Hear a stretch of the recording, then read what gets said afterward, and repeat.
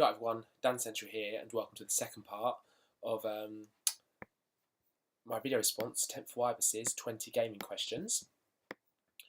I've just looked at the last part of the first part, and yeah, the audio and video are still out of sync.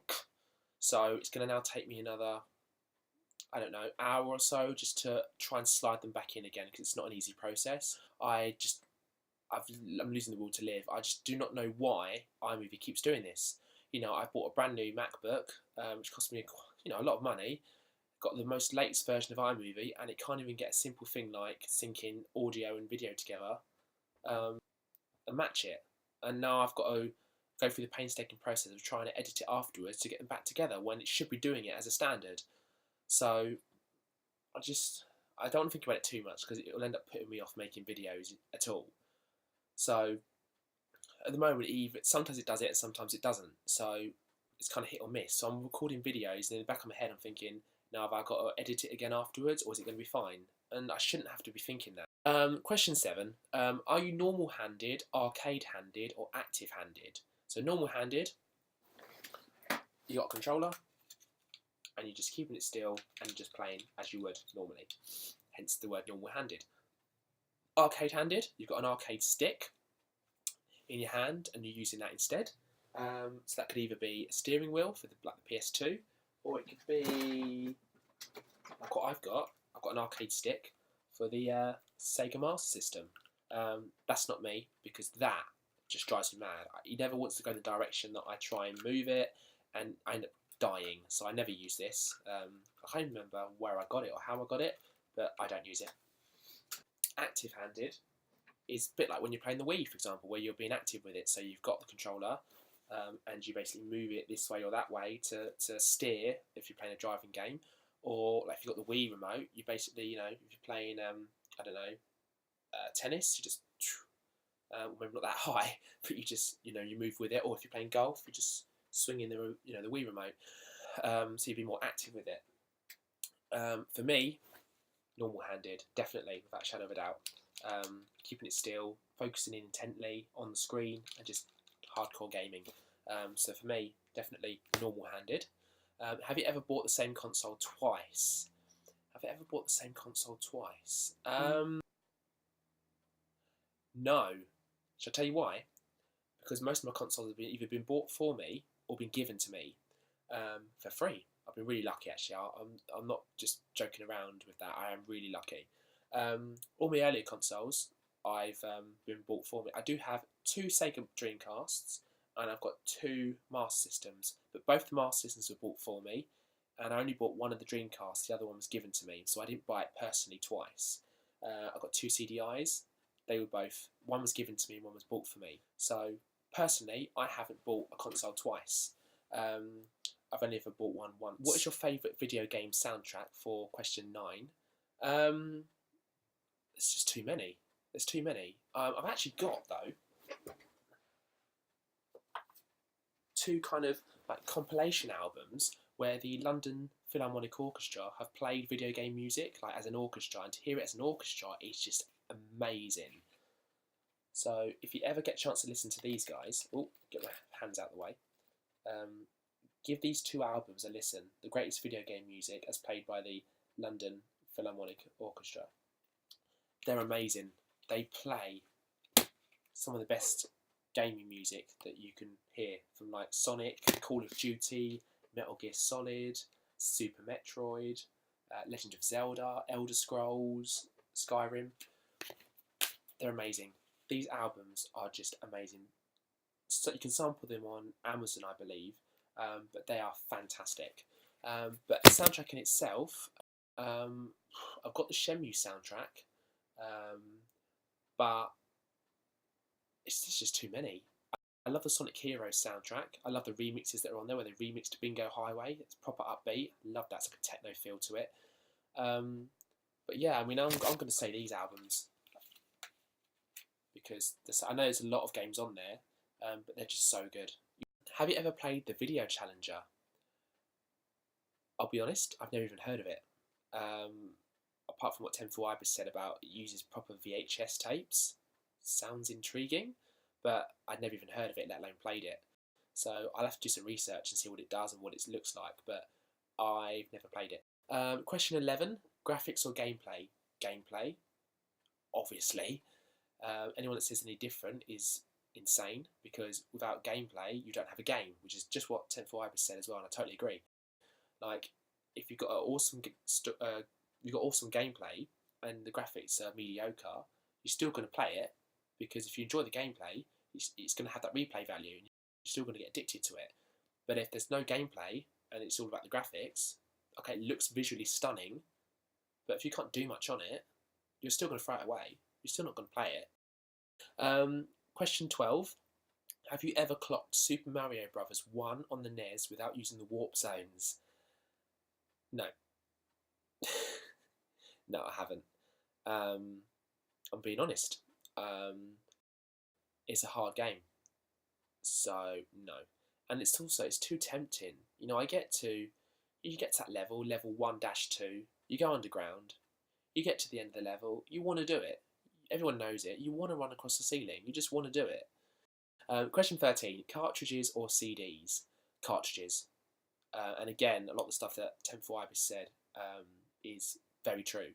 Like, discs can get scratched either physically by humans, or sometimes you'll get the disc out, you've looked after it really well, and it's scratched. And you're like, where did that scratch come from? And then that can mess the disc up.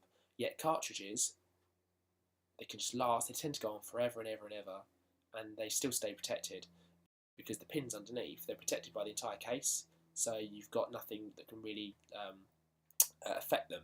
Whereas with a disc, it's all on the underside, so you can easily scratch it. Question 14. What console do you have the least games for? The least games for? I believe it's the Sega Saturn. I know, it's not great. I've got 4 games for the Sega Saturn. Would love to get some more at some point though, but yeah, sorry, Shock 16. Not very good, is it really? How many players, question 15, have you played together in a local multiplayer game?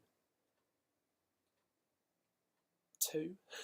I've never actually used a No! I have. Oh my god, I have. No, I have. 4. This was a long time ago. PS1. I went around to my mate's houses years ago. We had a a multi-tap for the PS1, and 4 of us played. But I can't remember what we played now. So long ago. Yeah, no, 4. Multi-tap on the PS1. Question 16. What 2 games do you reckon should cross over? Sonic and Mario. Sonic and Mario. That would be so good. Although it's been done in like certain circumstances, like Mario and Sonic at the Olympic Games and stuff, and Super Smash Bros. You can unlock Sonic on Super Smash Bros. Brawl. I don't think there's been an actual game where they work together in like a side-scrolling platformer. So I think that would be really, really, really cool. I'll tell you what would be really good, just thinking, something, put a different spin on it.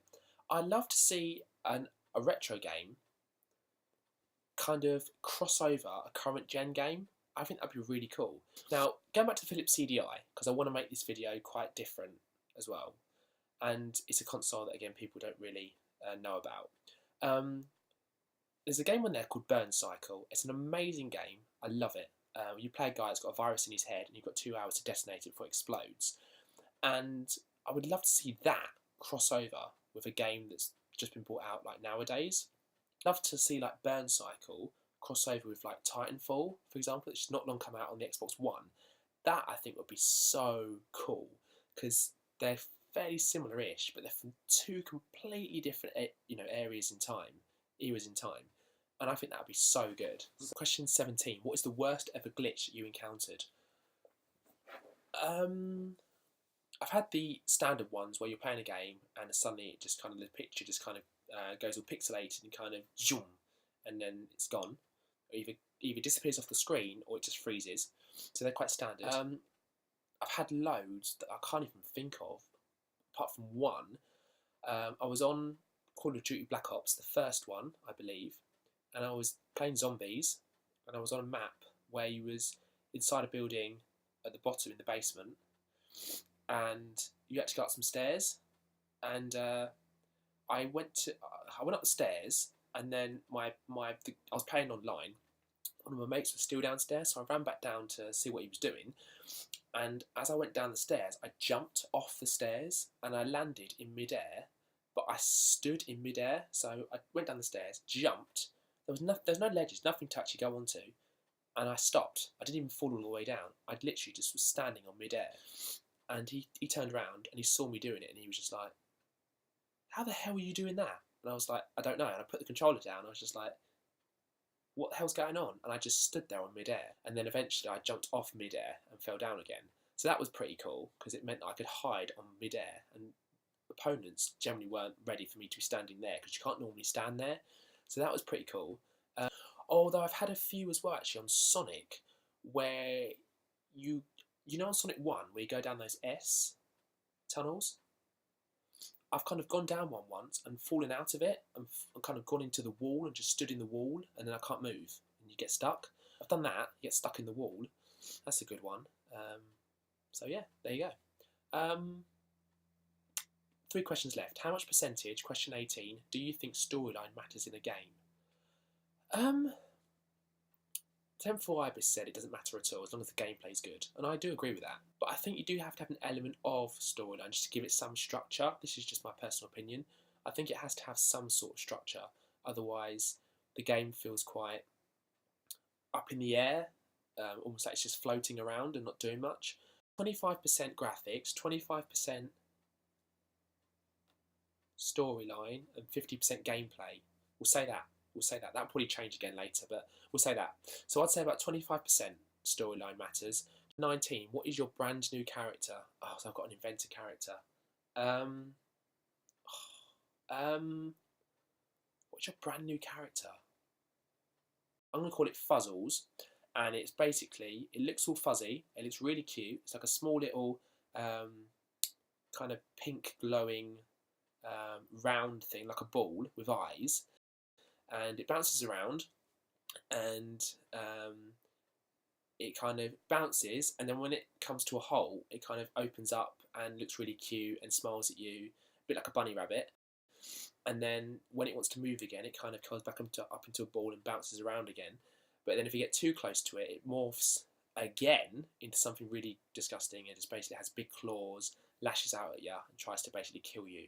So my new character will be called Fuzzles, and all I can say is watch out for him, because you do not want to hack him off, because if you do, you're going to seriously regret it. So, you know, if you don't do what he says, Fuzzles is coming for you. And then question 20, the last one. If you made a game, what game genre would it be? Oh my god, if I made a game, definitely it would be based on my favourite genre of games anyway, because then I'm going to enjoy making it as much as playing it. It would be a side-scrolling platformer, definitely. I would love to create a retro-inspired game from scratch, have it side-scrolling, and have it in 3D. So rather than updating a 2D retro game into side-scrolling for 3D for an updated console, I would want to make a brand new thing, completely brand new idea, project from scratch, that when you look at it, you could be mistaken for believing that it has been a retro game in the past on a retro console, and it's just been updated, whereas in fact it hasn't. It's a brand new idea, but it's been made to look like it was on a retro console in the first place, and it's been updated when it actually hasn't. And finally, the bonus question, I completely forgot to do it. I've actually moved so many different locations in the house now. It's pretty crazy. But very quickly, the bonus question, what kind of music would I say that Temph'Uibis's style is like? I'd say it would fit perfectly into a puzzle game. I think some of the other guys that have done a response to the questions have said the same, but I really do think it would work really well. You know, the kind of games you can get like Bejeweled, Tetris, them kind of games, I think it'd work perfectly. I think it would be really cool. There are loads of others out there, I just can't think off the top of my head. But I think a puzzle game, especially Pulsarific Current, would fit in there really well, in my opinion. I hope that Temph'Uibis, you've enjoyed my answers as well as everybody else. Do check him out, his channel's below. And if you guys want to attempt to answer the questions yourself, either post them with a long string of comments, or just feel free to do a video response. Thanks a lot for watching, and hopefully I'll be a lot better in the next video that I do. Cheers, guys, and I'll speak to you soon.